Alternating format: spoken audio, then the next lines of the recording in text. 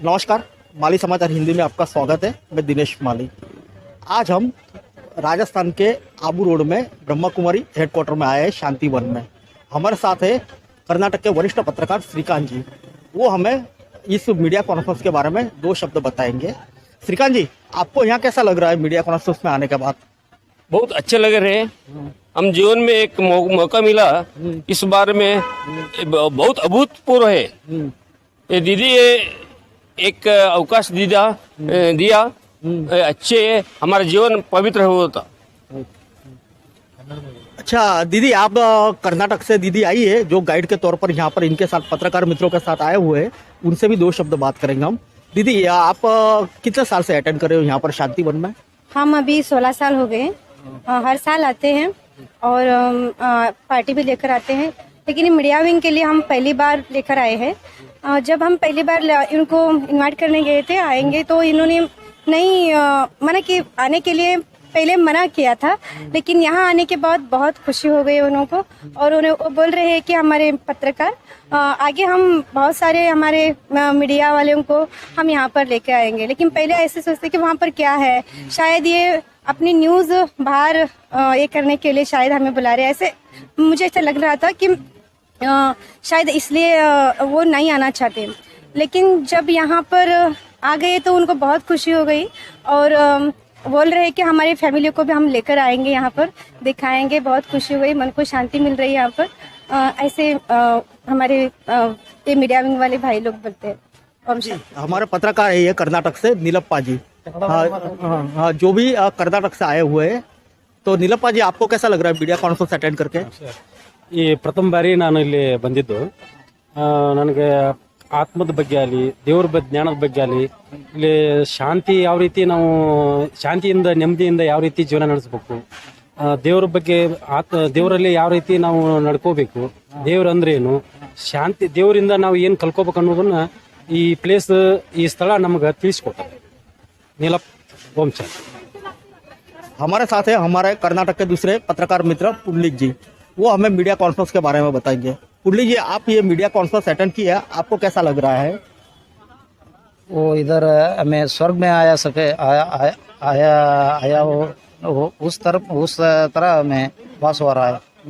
इधर का वातावरण, इधर का हलचल, इधर का शांति वातावरण, वो सब हमको बहुत दिल से हमें इधर इसका पालना करते हैं। आगे भी हमारे गांव में इसका पालन करते हैं। हमें अच्छे काम करते हैं और नेगेटिव थिंकिंग और के पॉजिटिव थिंकिंग वालों को हमें इज्जत करते हैं। ऐसा हमें बहुत ये माउंट आबू का बहुत अच्छा परिवर्तन का है। हमारे साथ है दूसरे पत्रकार मित्र झारखंड से चौहान साहब, जो वरिष्ठ पत्रकार है। हम उनसे भी मीडिया कॉन्फ्रेंस के बारे में पूछेंगे। चौहान जी, आपको कैसा लग रहा है मीडिया कॉन्फ्रेंस अटेंड करके? मीडिया कॉन्फ्रेंस तो अटेंड करके यहाँ पे वाकई में सचमुच में भगवान का जो होता है कि भगवान कौन है, कहाँ रहते हैं, परमात्मा कौन है, आत्माओं के पिता कौन है, इसकी ज्ञान मिलती है। और ये बहुत सौभाग्य की बात है कि परमात्मा कहा जाता है कि जब धरती पे पापाचार, अत्याचार और भ्रष्टाचार बढ़ जाती है तो परमात्मा स्वयं इस धरती पे आते हैं। सृष्टि चक्र का परिवर्तन होता है। कलयुग की अंत और सतयुग की शुरुआत का बीच का जो भाग होता है उसको संगम युग बोला जाता है। और इसी को संगम युग में ही मौजों का युग कहते हैं भगवान। और इस भगवान अपने बच्चों को खोजते हैं, वो बच्चे जो आपका परम धाम से आकर के इस सृष्टि रंगमंच में अपना प्ले रोल करते हैं। जिस तरह से अपना एक्टिंग करते हैं, एक्टिंग करके निभाते हैं। लेकिन परमात्मा का जब इस धरती पे पापाचार, अत्याचार और भ्रष्टाचार बढ़ती है तो परमात्मा अपने बच्चों को खोज करके पुनः सृष्टि का रचना करते हैं। और सतयुग लाने के लिए, सतयुग की स्थापना के लिए अपने बच्चों को खोजते हैं कि मेरे बच्चे कहाँ हैं जिन्हें मैं सृष्टि रंगमंच पे भेजा था। ऐसे तो हमारी जो गीता पाठशाला की दीदी है, मुख्य दीदी तो वहाँ गुमला शाखा में रहती है, शांति दीदी।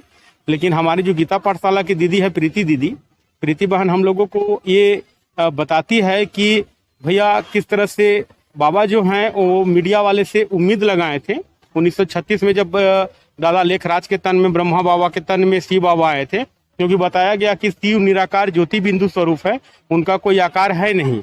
और वो इस सृष्टि रंगमंच पे जब भी आते हैं तो स्थापना के लिए किसी का तन का सहारा लेते हैं। तो ही ब्रह्मा बाबा का तन का, दादा लेखराज जिनका नाम था, तो ब्रह्मा बाबा के रूप में उनका जो तन का सहारा लिए, तन का सहारा लेकर के इस बताए कि मैं तुम्हारा पिता हूँ, आत्माओं के पिता, परमात्मा, परम आत्मा। और जैसे अभी उषा दीदी का भी क्लास चला तो हम लोगों ने सुना, जो परमात्मा सो आत्मा हम लोग कह तो देते हैं लेकिन समझते नहीं है। परमात्मा के बारे में किस तरह से बताई दीदी, पूरा डिफिनेशन दी।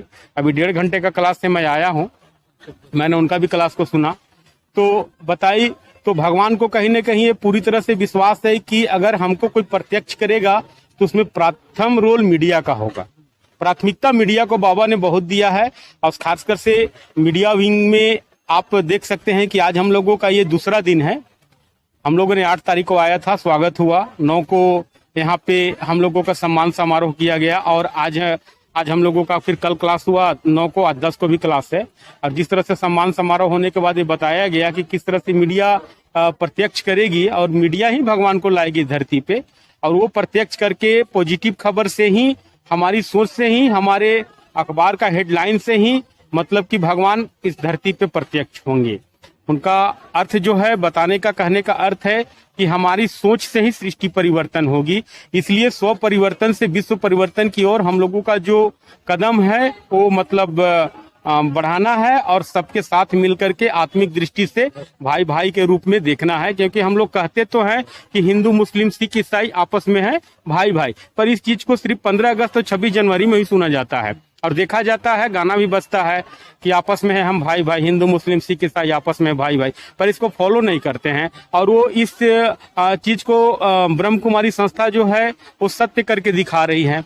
इनका जो 7 डेज का कोर्स है, 7 डेज का कोर्स करने के बाद जिस तरह से हम लोगों की मानसिकता में आती है कि वाकई में हिंदू, मुस्लिम, सिख, ईसाई आपस में है भाई भाई, इस बात का सत्य होता है। साथ ही ये पता चलता है कि जब हम लोग मंदिर में जाते हैं तो मंदिर में तो कहते हैं कि तमेव माता च पिता तमेव, तमेव बंधु सचखा तमेव, तमेव विद्या दर्वम तमेव, तमेव सर्वम मम देव देव।